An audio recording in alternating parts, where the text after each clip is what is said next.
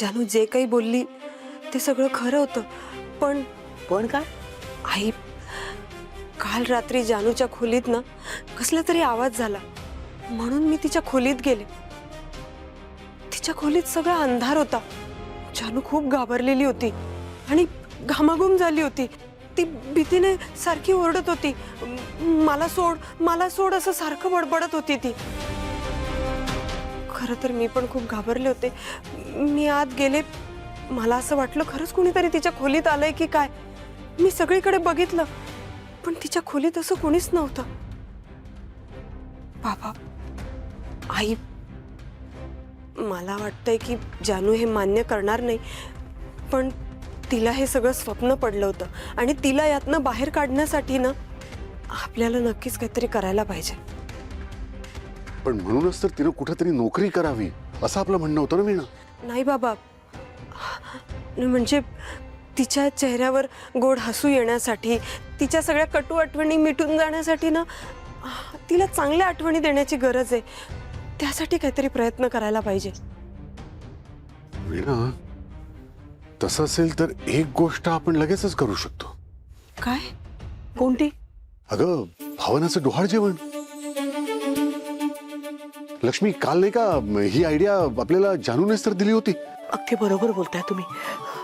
भावनाशी अजून आपलं बोलणं नाही झालंय. मी पुन्हा फोन करते आणि आता तिने फोन नाही उचलला तर आपण जाऊनच येऊया. डोहाळ जेवणाच्या तयारीला लागली ना जानू, तर मन रमेल तिचं, छान वाटेल तिला. आपण सगळे असू ना बरोबर. ठीक आहे, मी आत्ता भावनाला फोन लावते.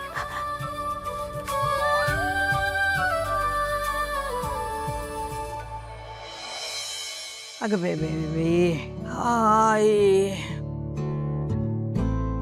आई ग, अगं जरा हळू दाब की. ए, तुझ्या घरच्यांचा राग माझ्या पायांवरती काढू नकोस. हळू दाब. आई ग बाई देवा, हळूहळू तिथं ती बोटाला घे. अगं बाई ग, आता आहे काय?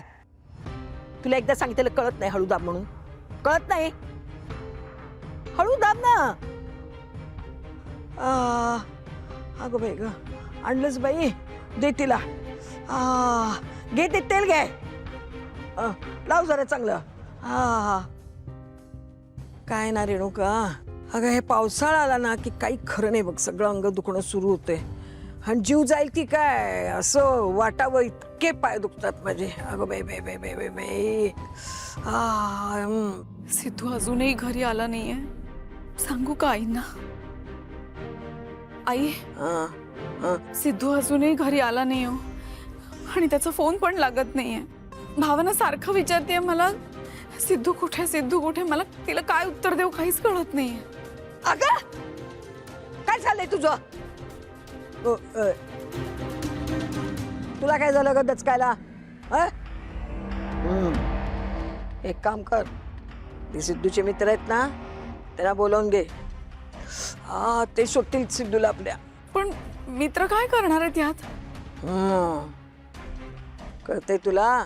काही काही गोष्टी ज्या आपल्या घरात सांगत नाहीत ना, ते पोरं आपल्या मित्रांना सांगतात. त्यांना माहित असतंय हा कुठं असतोय ते. सांग त्या मित्रांना. नाही आई, मला हे सगळं ठीक नाही वाटत आहे. आपण आता पोलिसांना सांगायला हवं असं वाटतंय. अहो, सिद्धू अजूनही घरी आला नाही हो.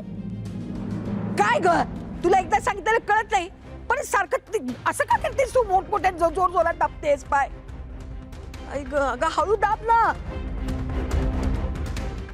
रेणुका, काय झालं? अगं मी तुझ्यावरती नाही ओरडत. तुला कशाला ओरडू? या मूर्ख बाईला सांगायला लागलीये. अग बघितलंस ना, पाय केवढ्या जोर जोरात दाबते ते. तिला बोलते, तू कशाला दचकतेस? मला खरंच खूप भीती वाटतेय. फक्त तुम्हालाच सिद्धूची काळजी असल्यासारखं वागू नका. पक्षाच्या कार्यकर्त्यांना मी आधीच कामाला लावलंय. तुम्ही शांत राहा.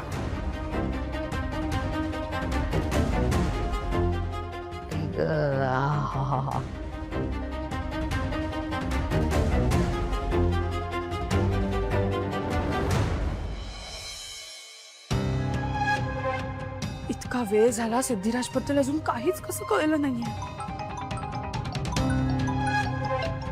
आई, हा आई बोल ना. भावना, अगं बाळा मी बोलते. कशी आहेस? काय सांगू आई तुला कशी आहे मी. सिद्धिराज जोपर्यंत घरी येत नाहीत ना तोपर्यंत माझं मन कशातच नाही लागणार. भावना, अगं ऐकतेस का? नाही नाही काही नाही बोल ना. अगं ते आपली जानू आहे ना, ती म्हणत होती की तुझं डोहाळे जेवण करूया. तर माझ्या मनात आलं की आपण आपल्याच घरी करूया का? मी तुला नंतर सांगू का? काय ग, काय झालं? कसल्या काळजीत आहेस का? आईला जर सिद्धिराज बद्दल कळलं तर तिला खूप टेन्शन येईल. सगळे आता कुठे जयंतच्या धक्क्यातून रिकवर होत आहेत, त्यांना अजून त्रास नको. आई जानू कशी आहे ग, सावरली का आता? अगं तेच सांगते ना मी, तिनेच स्वतः विषय काढला तुझ्या डोहाळे जेवणाचा. म्हणजे ती तिच्या बाजूने सावरण्याचा प्रयत्न करतेच आहे. तर म्हणून मला वाटलं की डोहाळे जेवण झालं तर सगळे आपण एकत्र असू, तिला बरं वाटेल. तुला काय वाटतं? कशाबद्दल? भावना, अगं तुझं लक्ष कुठे आहे? काय बोलतोय आपण? काय झालं, तुला काही त्रास होतोय का? आई आई आई अगं मी ऍक्च्युली ना दवाखान्यात आली आहे सोनोग्राफीसाठी. अगं बाळा सांगायचं ना मग मला. तू सिद्धूला फोन दे, मी त्याच्याशी बोलते. अगं ते खाली दवाखान्यात गेलेत औषधं आणायला. मी नंतर करते आई तुला फोन. हा मी नंतर करते. बाय. हा पण तू मोकळी झाली की फोन कर. हॅलो, काय झालंय? असं का वागतेय भावना? देवा सगळं ठीक असू दे बाबा. आली. एक मिनिट, हे काय? तुम्ही सगळे असे एकत्र का जमलायत? काय करतायत म्हणजे? आमची जान्हवी मॅम इंटरव्ह्यूला जाणार आहेत ना, मग तिला शुभेच्छा द्यायलाच पाहिजे. करेक्ट जानू, अगं तुला शुभेच्छा द्यायला जमलेत सगळे.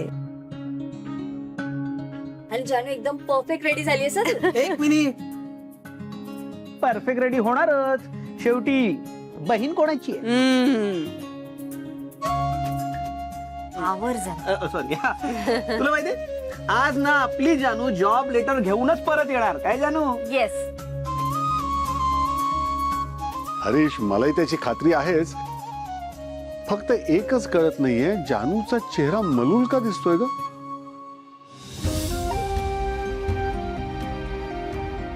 वाह.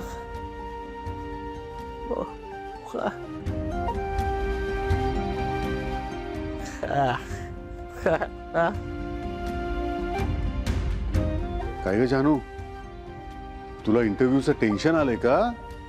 हे बघ, अजिबात टेन्शन घेऊ नकोस. अगं तुझा इंटरव्ह्यू मस्तच होणार, बघशील तू. अगदी बरोबर. आणि जानू, अगं नवी सुरुवात आहे आता, चेहरा हसरा ठेवायचा, सगळं छान होणार. हो आई. बरं चला आता तुम्ही दोघांनी आशीर्वाद द्या मला. यशस्वी हो. इंटरव्ह्यू छान होऊ दे.